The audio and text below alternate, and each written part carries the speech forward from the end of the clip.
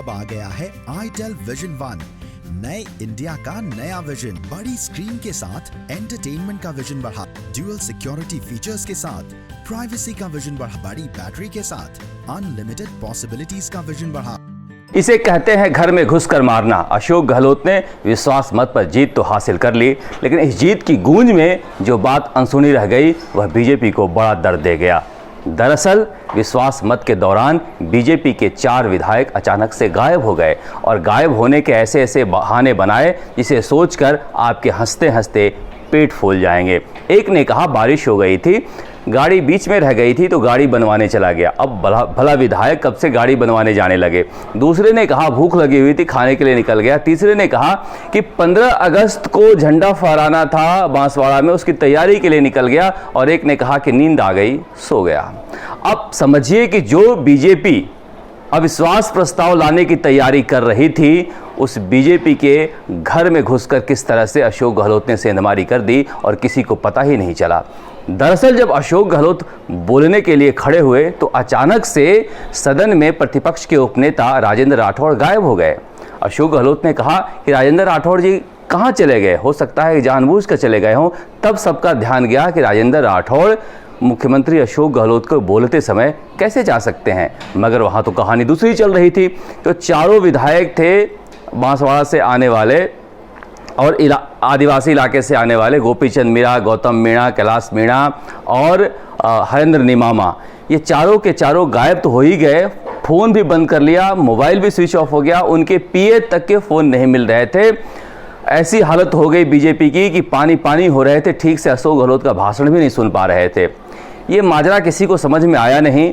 लोग यही चर्चा कर रहे थे कि ये अविश्वास प्रस्ताव पेश करने वाले थे, इन्होंने तो अशोक गहलोत के विश्वास मत पर मत विभाजन भी नहीं मांगा, वोटिंग भी नहीं कराई, आखिर ऐसा क्यों हुआ।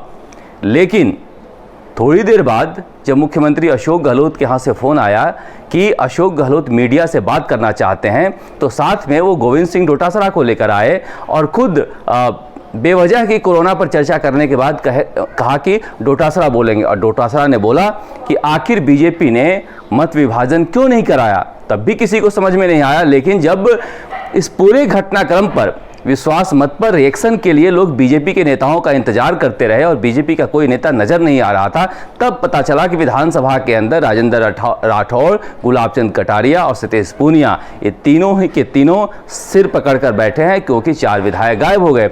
अब समझिए कि कितने बड़े स्तर पर अशोक गहलोत ने तैयारी की थी कि अगर बहुजन समाज पार्टी के विधायकों के कांग्रेस में विलय पर फैसला कांग्रेस के खिलाफ आता है तो बीजेपी के उतने ही विधायक हमारे लिए तैयार रहें। इस पूरे खेल में सबसे ज़्यादा फजीहत वसुंधरा राजे की हुई है, क्योंकि वसुंधरा राजे पर लोग शक की निगाह से देख रहे थे और अब और देखेंगे, क्योंकि कहा जा रहा है कि विधानसभा में भी उन्होंने कई विधायकों को फटकार लगाई है कि तुम एयरपोर्ट पर गए क्यों थे। यानी कुछ न कुछ तो पक रहा था। और जिस तरह से अशोक गहलोत बार बार सफाई दे रहे थे कि हमारे वसुंधरा जी के बीच कोई बातचीत नहीं होती, तो ऐसा लग रहा था कि चोर के दाढ़ी में तिनका है। लेकिन कुल मिलाके बीजेपी की बड़ी फजीहत हुई है और अशोक गहलोत ने ये फजीहत इसलिए किया है कि अशोक गहलोत विश्वास मत पर जीत के साथ अपने कलेजे की ठंडक नहीं पहुंचाना चाहते थे, बल्कि यह सुनिश्चित करना चाहते थे कि हमने जो पिटाई बीजेपी की है उसकी कराह दुनिया देखे। इसी वजह से उन्होंने इस तरह की पूरी तैयारी कर रखी थी। सचिन पायलट का जो सीट भी लगाया गया था आने जाने के रास्ते में बीजेपी और कांग्रेस के विधायकों के बीच में, यह इसीलिए लगाया गया था कि सचिन पायलट किसी भी विधायक से संपर्क नहीं कर पाए, क्योंकि अशोक गहलोत को सचिन पायलट पर अब भी भरोसा नहीं है। रही बात बीजेपी की रणनीति की फेल होने की कि ऐसा कैसे हो सकता है कि मोदी शाह की बीजेपी के 4 विधायक टूट जाएं। निश्चित रूप से मोदी शाह के युग के बीजेपी में शुरू होने के बाद यह बड़ी घटना है कि इस तरह से अशोक गहलोत जैसे व्यक्ति ने सेंधमारी कर दी।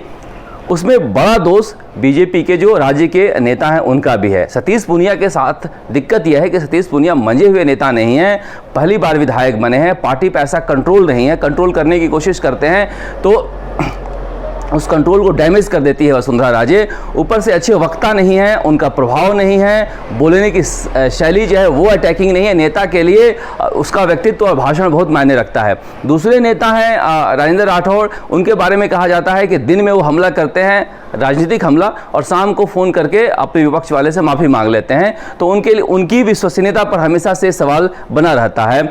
गुलाब चंद कटारिया भावुक व्यक्ति हैं, वो बहुत ज़्यादा जोड़ तोड़ में विश्वास नहीं रखते। ऐसे में कहा जा सकता है कि अशोक गहलोत की तरह सोचने वाला राजस्थान में फिलहाल कोई नेता नहीं है। अगर अशोक गहलोत कांग्रेस के राष्ट्रीय अध्यक्ष के पद पर चले जाते हैं तो निश्चित रूप से उनमें वो कुवत है कि कांग्रेस को वो खड़ी कर सकते हैं, मोदी शाह की जोड़ी को चैलेंज कर सकते हैं। क्योंकि अशोक गहलोत जो बीजेपी के नेता हैं उनकी तरह ही उनकी भाषा में अशोक गहलोत को जवाब देने आता है। और एक बार फिर से अशोक गहलोत ने यह साबित कर दिया है कि बीजेपी उनकी तरफ आंख उठाकर नहीं देखे। गुजरात में मारने के बाद अब उन्होंने राजस्थान में भी बीजेपी को मारा है, और ऐसा मारा है कि इसकी कराह बीजेपी को बहुत दिनों तक महसूस होगी। शरद कुमार, राजस्थान तक के लिए, जयपुर से।